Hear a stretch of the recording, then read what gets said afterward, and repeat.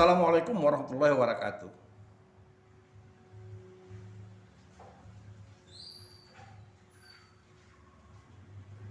Para mahasiswa yang mengikuti pelatihan karya tulis ilmiah Promosi Bahasa dan Sastra Indonesia, khususnya angkatan 2018, saya tidak bosan-bosannya memberikan kesadaran untuk kita bersama menyerahkan diri kepada Allah Subhanahu wa taala, Tuhan yang Maha Esa, agar kita selalu diberi petunjuk yang benar, ihdinas siratal mustaqim, dan kita diberi hidayah dalam rangka memperdalam ilmu pengetahuan di muka bumi ini. Mudah-mudahan ilmu yang kita tuntut berfaedah bagi keimanan kita, bagi pengembangan agama, dan bagi nusa dan bangsa. Salawat dan salam kita aturkan kepada Nabi besar Muhammad sallallahu alaihi wasallam. Allahumma sholli ala Muhammad wa ala ali Muhammad. Assalamualaikum ya Rasulullah, ya Habibullah. Saudara sekalian, video kali ini melanjutkan bagian pertama dari materi PKTI yang menjadi tugas atau beban diberikan kepada saya. Mudah-mudahan video ini atau konten ini sangat bermanfaat dan menambah ilmu pengetahuan Anda terhadap langkah-langkah penelitian karya sastra. Saudara sekalian, sekedar mengingat, pada konten pertama saya bicarakan tentang sejarah. Lalu apa yang Anda lakukan sebagai seorang mahasiswa, sebagai orang berminat meneliti tentang sastra? Ya, paling tidak Anda mencari punca-punca karya pada masa atau periodisasi yang pernah terjadi di Nusantara ini. Itu paling tidak.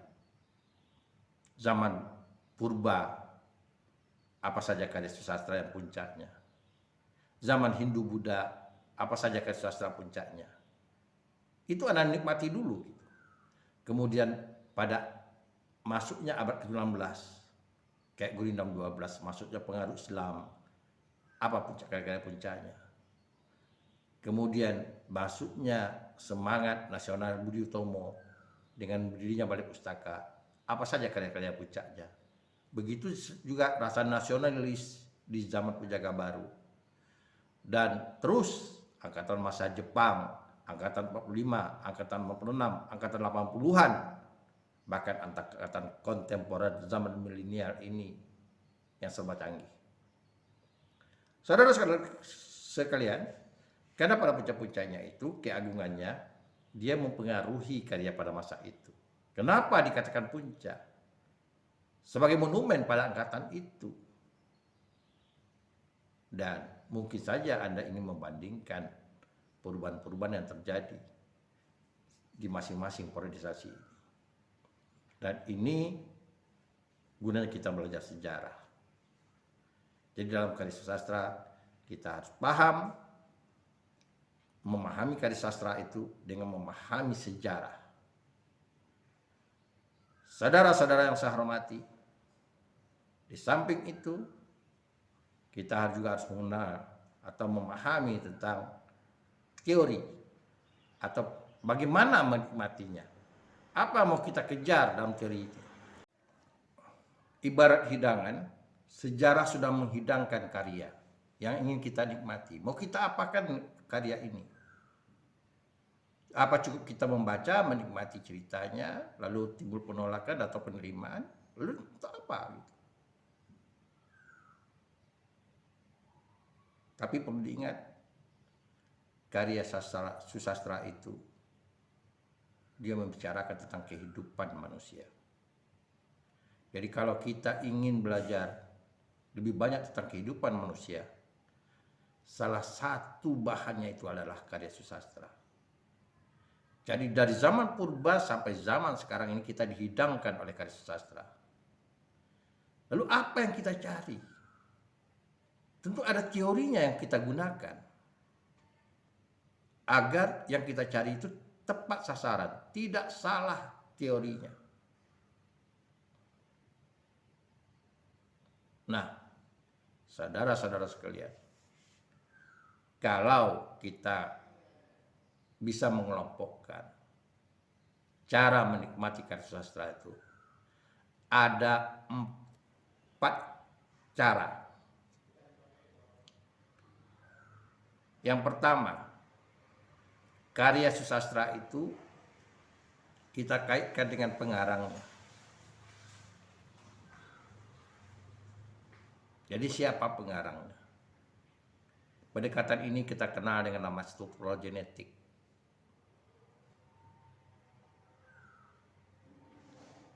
Yang kedua, karya sastra itu kita kaitkan dengan asbabun nuzulnya, kapan dia lahir. Karena ada anggapan bahwa karya sastra itu salah satu adalah mendokumentasikan atau merekam keadaan masyarakat pada masa ia lahir. Maka kita kenal dengan nama pendekatan mimetik. Tapi ada pemikiran yang lebih ekstrim lagi, yang mengatakan secara ekstrim, setelah karya itu sastra lahir, pengarangnya udah mati, tanda kutip. Tidak ada urusan dengan pengarang. Bicara tentang teks. Nah, bicara tentang teks itu banyak hal yang bisa lakukan bicara dengan teks. Kita bicara tentang aspek bahasanya, kita bisa melakukan dengan pendekatan stilistika. Lalu, kalau kita ingin bicara tentang bagaimana bangunan itu, kita bisa bicara tentang strukturalnya. Apalagi yang ada dalam karya itu? Banyak nilai-nilai yang berkaitan dengan itu. Termasuk kita bicara semiotik, tanda pertanda yang ada pada teks itu. Gaya bahasa. Banyak hal berkaitan dengan teks itu. Dan ini Anda harus kembali ingatkan lagi pada aspek teori sastra. Langkah ketiga, kita menikmati karya sastra berkaitan dengan pengarangnya, berkaitan dengan tokoh karya sastra itu, dan kaitan dengan pembaca atau masyarakatnya. Jadi 3, penulis, karya sastra, dan masyarakat pembaca. Nah, ini ada kaitannya dengan psikologi sastra, sosiologi sastra.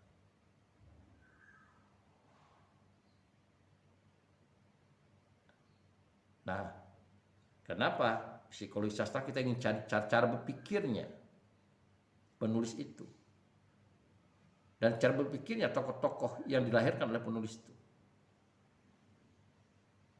pola pikir dan pola tindaknya.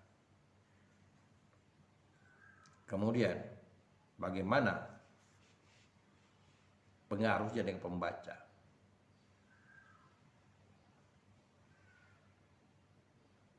Dan terakhir, bagaimanapun karya sastra itu dilemparkan ke masyarakat, tentulah yang dilihat itu respon penerimaannya. Kita kenal dengan teori resepsi. Jadi penerimaan pembaca, diterima atau ditolak, disukai atau tidak disukai, apa kelebihan menurut pembaca dan apa kekurangannya. Dan perlu saya ingatkan kepada Anda, saudara sekalian, beberapa pendekatan atau teori yang digunakan dalam karya sastra juga digunakan dalam disiplin ilmu lain. Bicara tentang estetika bahasa tentu tidak terlepas dari ilmu linguistik. Bicara tentang kehidupan manusia, tentang budaya, itu komplit semuanya, mulai dari psikologi, sosiologi, sudut pandang dan sebagainya, pencitraan dan sebagainya. Nah, oleh karena itu, itulah gunanya kita memperhatikan Dari sudut pandang itu pula lah kita bisa melihat perubahan peradaban manusia. Perubahan peradaban manusia. Jadi perlu diketahui, kuasai dulu secara total teori sastra atau pendekatan yang digunakan untuk menikmati karya sastra. Menikmati dalam artian dangkal dan menikmati dalam artian luas. Dalam artian luas tentu ada unsur kritisnya, mengkritiknya, apa kelebihan dan apa kekurangannya, apa yang menjadi penyimpangan-penyimpangan, apa amanatnya, dan sebagainya, dan sebagainya. Nah, saudara-saudara sekalian, ini yang perlu dicermati.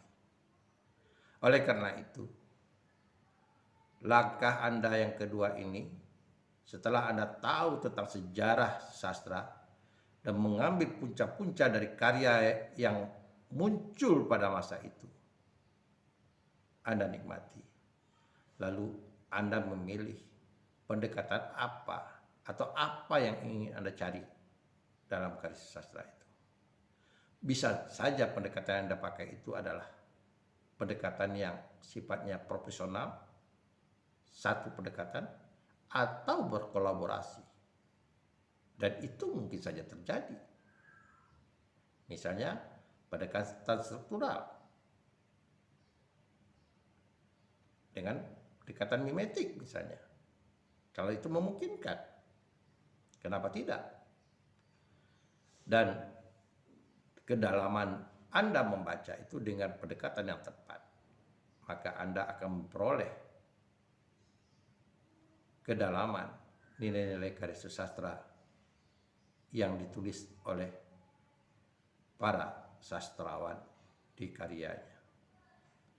Mungkin saja ditulis dengan penuh perencanaan dan pertimbangan, dan bisa jadi dengan kealpaan dia dalam mempertimbangkan karya itu, akhirnya menyimpulkan kritik dari kita. Nah, tanpa pendekatan itu akan sia-sia segala sesuatu yang Anda perbuatan atau Anda lakukan dalam menikmati karya sastra. Saudara-saudara sekalian, jadi boleh dikatakan pendekatan itu adalah kacamata. Kacamata kita mengamati. Nah, jadi kacamata apa?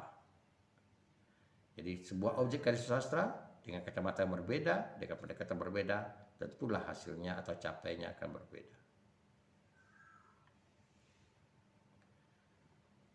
Saudara-saudara sekalian, lalu ada tahapan ketiga. Tahapan tingkat apresiasi kita yang sedikit tinggi. Kalau saya katakan tadi bahwa kita menikmati karya sastra dengan pendekatan, mungkin kita menggunakan struktur genetik. Kenapa pengarang ini menulis tentang ini? Misalnya, bagaimana kalau kita lakukan struktur genetik ketika puisi Chairil Anwar dituduh plagiat dari Kerang Bekasi dengan karya Archibald Michel Leys, The Young Dead Soldiers. Kebetulan H.B. Hasim pernah mewawancarai atau menanyakan langsung kepada penulisnya. Apa yang terjadi? Chairil mengatakan, itu inspirasinya karena dia melihat sendiri pejuang-pejuang bergelimpangan di pinggir kereta api ketika ia pulang dari Karawang menuju Bekasi. Mungkin saja ide yang sama juga muncul di Tentara Mati Muda atau Archibald Michel Leys, The Young Dead Soldiers, karangan Archibald Michel Leys. Dan itu tidak bisa kita pungkiri karena Chairil juga sebagai seorang penerjemah yang terbaik pernah dimiliki dan bidang sastra di Indonesia. Nah, ini salah satu bagaimana keuntungan kita melakukan pendekatan itu untuk mencari kebenaran dari sebuah karya. Saudara-saudara sekalian, setelah kita memahami, mengulangi lagi ingatan kita tentang teori sastra, Anda sudah belajar pada semester 1 beberapa pendekatan. Nah, pendekatan itu bisa Anda gunakan sebetulnya. Bisa berdiri sendiri, sekali lagi, bisa saja dia berkolaborasi, mengambil 2-3 pendekatan. Lalu, kalau Anda menikmati karya sastra dengan arahan atau pendekatan itu, Anda hanya membaca pada awalnya, Anda sudah dapat secara kritis, karena sudah ada kacamatanya apa yang Anda cari. Tapi kalau tidak menggunakan pendekatan, Anda jadi bingung, tidak tahu arah, tidak tahu kompasnya. Jadi pendekatan itu merupakan kompasnya kita menikmati karya sastra. Dan dia tidak akan lari dari apa yang akan kita peroleh. Tinggal lagi ditemukan atau tidak. Atau bagaimana kualitasnya dan kuantitasnya. Apa yang kita harapkan. Nah, kenapa? Dari membaca, perlahan-lahan kita sudah mulai mengumpulkan data. Sebetulnya dengan pendekatan yang jelas itu, kita menikmati karya sastra, kita sudah mulai secara tidak langsung, secara informal, mulai riset, mulai meneliti. Karena meneliti itu juga diperlukan adalah pendekatan. Secara cermat. Jangan lari dari pendekatan yang mau kita lakukan. Kita mau melihat kondisi masyarakat pada masa itu ketika karya itu lahir. Nah, berarti kita melakukan pendekatan mimetik. Nah, bagaimana kita bisa mempelajarinya itu dengan bagus? Nah, itu yang harus kita lakukan dengan cermat. Jadi, sekali lagi, bagaimana dengan cermat kita mengamatinya? Setiap peristiwa, bagaimana gambaran masyarakat pada masa itu. Begitu juga kalau kita bicara tentang, ingin tahu tentang karakter psikologis tokohnya, bagaimana cara berpikirnya, cara bertindaknya. Dan kita juga bicara tentang kewajaran. Wajar nggak dia bertindak seperti itu? Itu berkaitan dengan penerimaan kita. Kita bisa menerima, setuju dengan bagaimana pengarang melahirkan tokoh-tokoh dengan psikologi seperti itu. Bisa juga kita menolaknya karena tidak wajar. Nah, ini salah satu bentuk kritik. Tapi dalam konsep kita masih menikmati. Oleh karena itulah perlu adanya analisis supaya kita tidak salah. Apa langkah yang mau kita lakukan dalam mengkritik? Yang pertama, tentu ada center teorinya. Teori siapa yang kita pakai? Karena banyak sekali teori. Bisa saja kita menggabungkan beberapa teori dengan alasan yang tepat, atau kita bisa mengkritisi teori yang ada, lalu kita menciutkan teori sesuai dengan anggapan kita itu yang lebih efektif, yang dikenal dengan nama dalam skripsi dikatakan tinjauan teori. Kita pakai teori dulu. Nah, lalu baru setelah itu kita menentukan.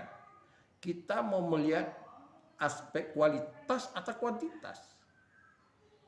Atau memadukan kedua-duanya.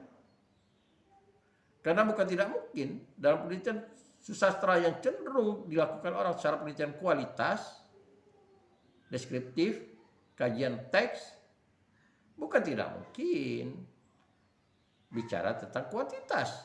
Seperti resepsi, penerimaan. Lalu bukan tidak mungkin juga menggabungkan, menganalisisnya. Hasil kualitas dan kuantitas itu lalu kita analisis lagi. Yang dikatakan dengan penelitian namanya match method.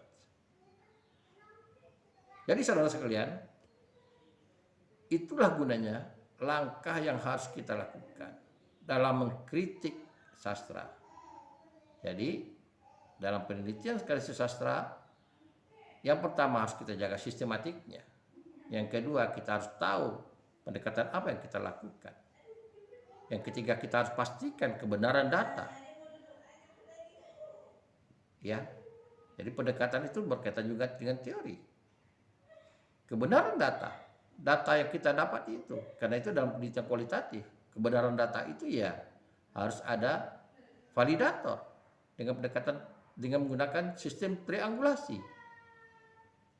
Sistem triangulasi yang mana kita pakai?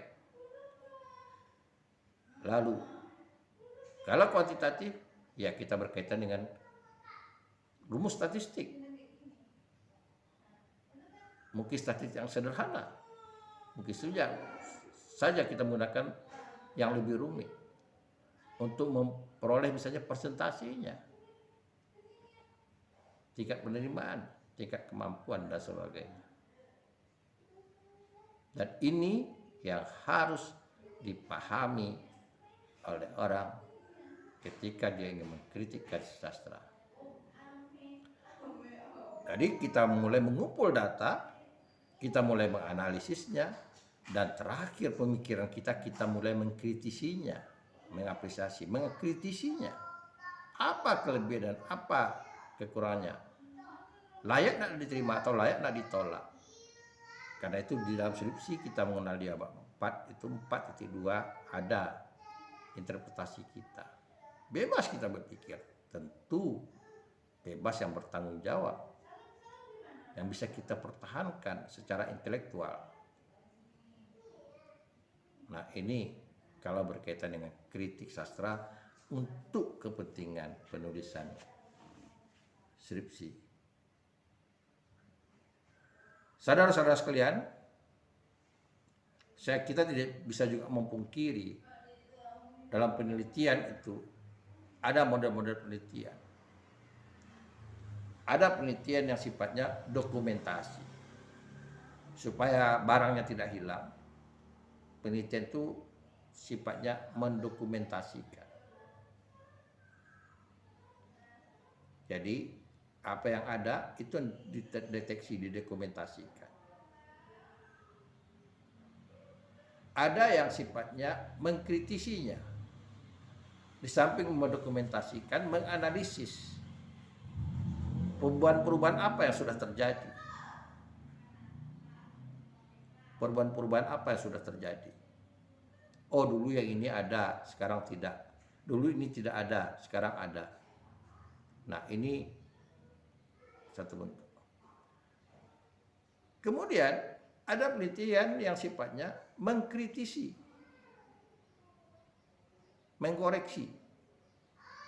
mengkoreksi sedikit, bisa dikatakan sama, bisa dikatakan berbeda dengan yang saya katakan tadi.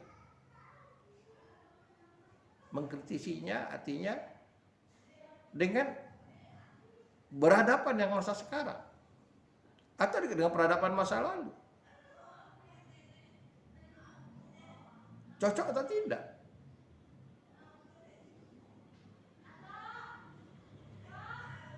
Nah, itu yang harus dicermati oleh kita dalam riset ini. Kemudian yang terakhir, kita bisa melihat bagaimana karya sastra itu terpengaruh oleh peradaban lama, bahkan oleh peradaban kekinian di keberadaannya, statusnya di dalam perkembangan atau keberadaan karya sastra pada masa ini.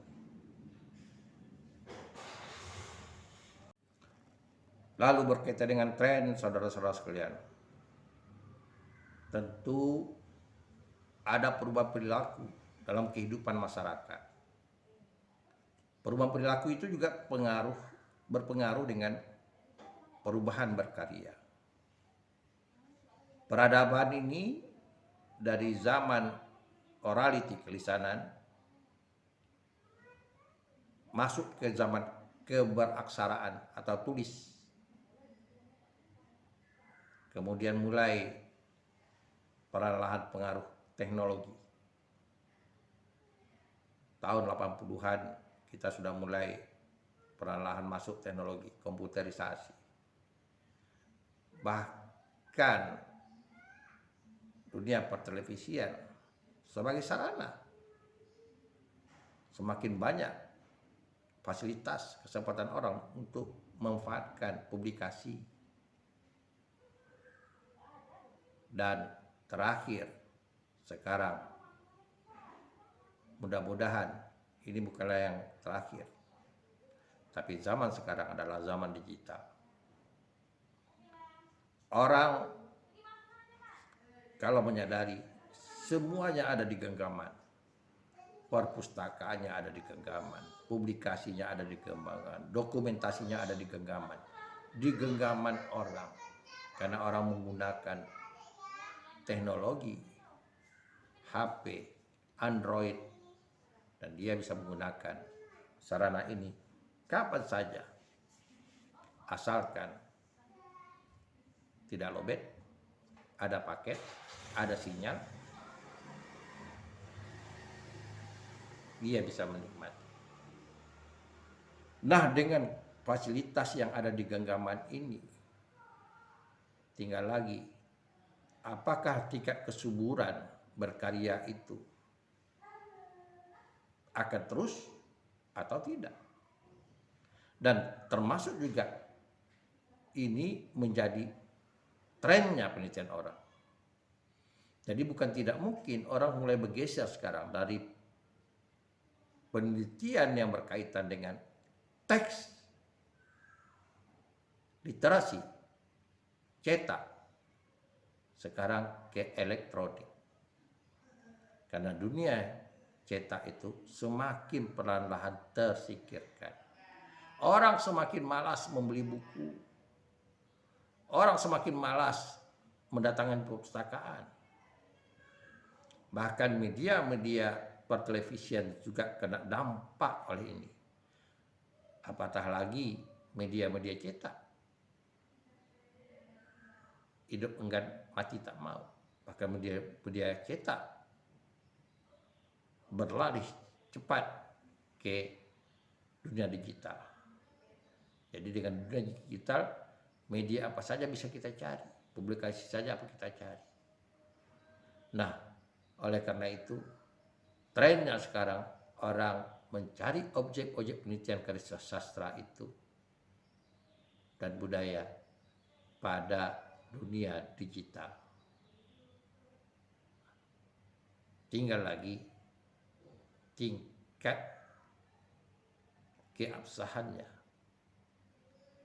Apakah dunia digital itu menjanjikan keabsahannya?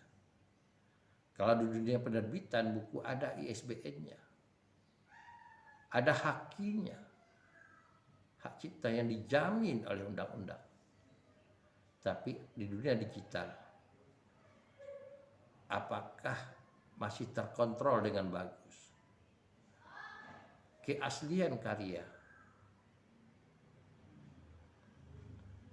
keabsahan karya, ini yang perlu dipertanyakan. Apalagi yang berkaitan dengan referensi, yang ada kalanya sekarang mulai dilakukan orang, kecuali yang berkaitan dengan jurnal, karena ada sistem sekarang yang mengontrol, yaitu program Turnitin. Jangan sampai narasumbernya atau naskah-naskah itu plagiat, karena persoalan plagiat ini menjadi momok bagi para intelektual, menghancurkan peradaban intelektual dan membohongi atau mengangkangi cara orang berpikir, dan dengan mudahnya aja mengadopsi, mengambil karya orang tanpa ada kejujuran intelektual. Ini yang kita sayangkan. Saudara sekalian, mari ikuti konten berikutnya yang berkaitan dengan penelitian budaya. Terima kasih. Assalamualaikum warahmatullahi wabarakatuh.